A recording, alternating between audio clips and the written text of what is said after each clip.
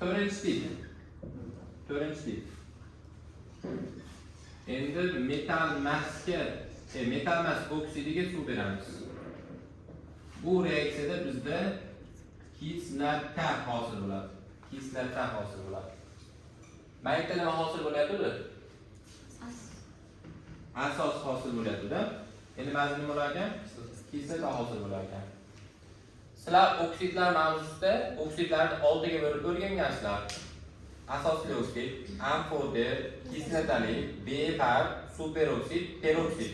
Oltamida ashunda asosli oksid deyilgani nimaga asosli oksid deyilgan? Nima uchun nomi asosli desanglar, chunki undan asos hosil bo'ladi. Kislotali oksid deb nimaga aytiladi desa, chunki undan kislota hosil bo'ladi. Endi men sizlarga oksidlarni o'rgatgan paytim asosli oksid bo'lish uchun nima bo'lishi kerak desa, metalga kislorod birikishi kerak-da. Endi metal emasga kislorod biriksa nima bo'lar ekan? Kislotali oksid bo'lar ekan. U suv bilan reaksiya kislotani hosil qilar ekan. Misol metal emasga 6 newton metal emasmi? Oksidi SO3 suv bilan reaksiya nima hosil bo'ladi? H2SO nechi? 4. Mana 3 ta, mana 3 ta. Jami 4 qoldi. SO2 suv bilan reaksiya kirishsa-chi? H2SO3. H2SO3. SO3 da grammi 80 gram, suv 18 gram. Bu reaksiya birikish bo'lyapti. 98 hosil bo'lyapti. SO2 64 plus 18 82 gram kislota hosil bo'lyapti. Sulfit kislota, sulfat kislota. Bu oksidning nomi 6 oksid ham deyiladi. SO3 ham deymiz. Yana bitta nomi bor. Nima edi? Sulfat angidrid. Bu sulfat kislotami? Endi buni sulfat angidrid deysizlar. Angidrid degani nima degani? Suv ekan degani. Suv ekan. Karbonat angidrid. Nima degani? Karbonat kislotadan suv chiqayotgan degani. Karbonat angidrid formulasi K2 mi? Hop, K2 suv bilan reaksiya kechdi. Nima bo'ladi? H2KO3. H2KO3 bu karbonat kislota. Bu-chi? Karbonat angidrid. Suv kam bo'lgani uchun. Yana reaksiyalar. As2O3 plus H2O teng H3 AsO3. Shuni to'g'ri bo'ladimi? To'g'ri bo'ladi. Nech chiqishini qadam bilyapman. Qaranglar. Mana mishiak necha valenli? 3 valentliga. Bu yerda ham 3 valentli bo'lishi kerak. Bu yerda ham. Hamma narsa kislorod orqali yo'llanadi. Kislorod necha valentli? 2 valentli. 3 kere 2. Yani kislorod 2 valentli 3 ta turibdi. 3 kere 2 6. 6 dan 3 ta vodorod tayyorlaylar. 3 qolyapti. Mana shu yerda mishiak nima bo'lyapti? 3 valentli bo'lyapti. Darslar 3 valentlimidi? Keyin ham 3 valentli bo'lyapti. Endi men mishiakni 5 valentligini olaman. Mishiak 135 bo'la oladi. As2O5 plus suv deydigan bo'lsam nima bo'ladi? H3 AsO4. O'zi mishiak qatnashgan ikkita kislota bor. Arsenik va arsenat kislota bor. 5 oksiddan arsenat chiqyapti, 3 oksiddan arsenik chiqyapti. Xlorda oksidlari bor. Xlor broksid suv bilan reaksiya kechsa nima hosil bo'ladi? H-xlor-O. Faqat ikkita. To'g'rimi? Reaksiya tengmi e'tibor beringlar. Teng ham. Xlor 2O3 suv bilan reaksiya kechyapti. H-xlor-O 2. Ikkita. Tengmi? Teng. 3 ga 1. To'g'rimi? Mana ham 2 ga 4. Tenglanadi.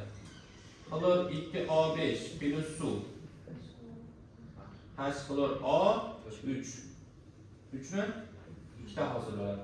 6 kislorod, 6 kislorod. 2 ta bo'ladi, 2 ta bo'ladi. 2 ta vodorod, 2 ta vodorod. Tenglandi.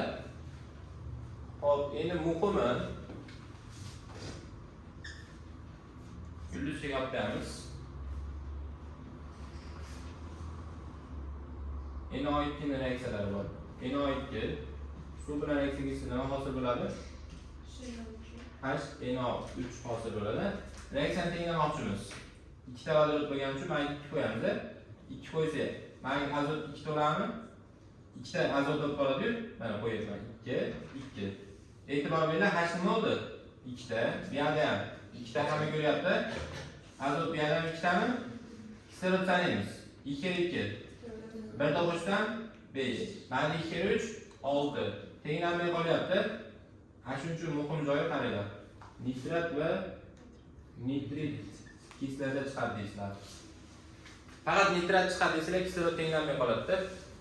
Endi agar biz buni NO2 suv bilan reaksiyaga ishlatib, kislorod ishtirokida bo'lsa, unda faqat nitrat chiqadi. Nitrat va nitrit chiqmaydi.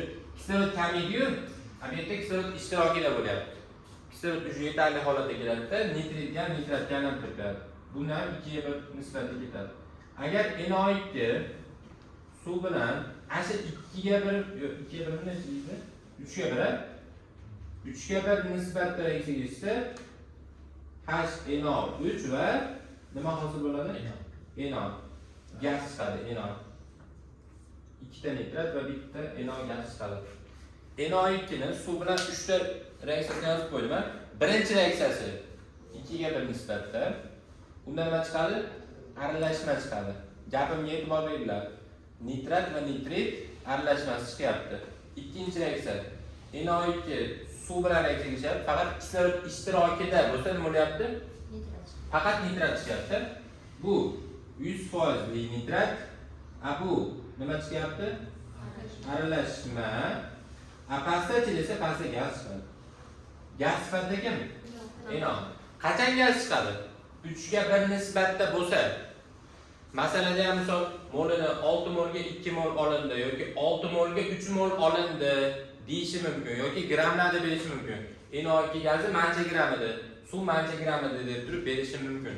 Ana shu yerda farqlab olishlar kerak.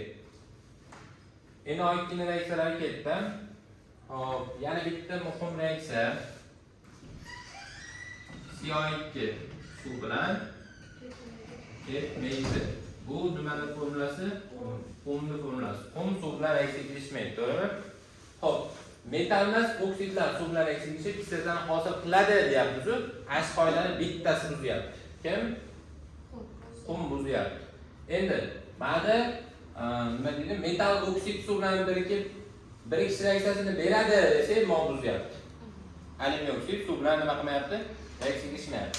Savol beraman, qaranglar. Keyin savol javob paytida aytaman. Yagona metal oksid bor, suv bilan reaksiyaga kirishmaydigan. Metal oksid. Kim? Alyuminiy oksid. Yagona metal emas oksidi bor, suv bilan reaksiyaga kirishmaydi. Qum, ya'ni CO2. To'g'rimi? Alyuminiy suv bilan reaksiyaga kirisham? Alyuminiy kirishadi. Chaqlamaysizlar, keyingi safar bo'ptimi? Yaxshilab yodlaysizlar. Alyuminiy kirishadi, alyuminiy oksid kirishmaydi.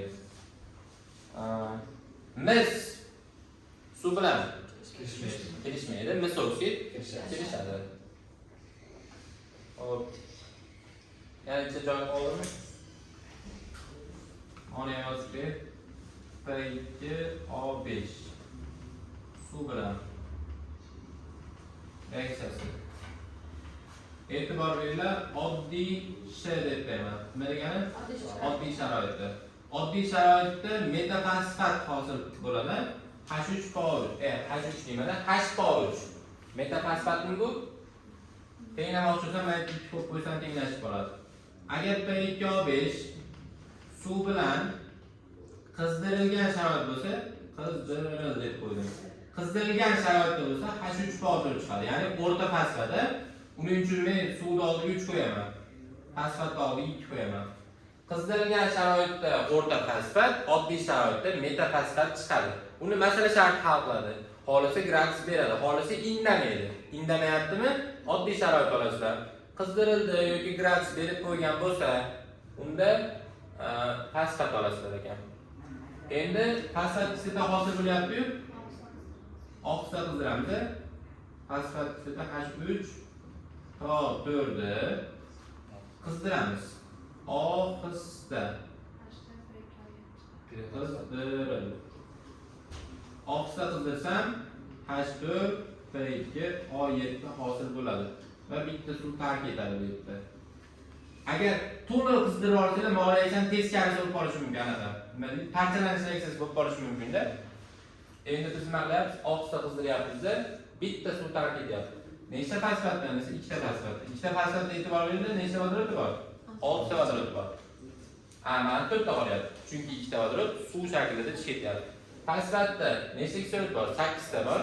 Pirofosfatda 7 ta, chunki bittasi suv tarkibi bilan chiqib ketyapti. Shundaylarmi? Qo'lni ko'chirib olib o'tgani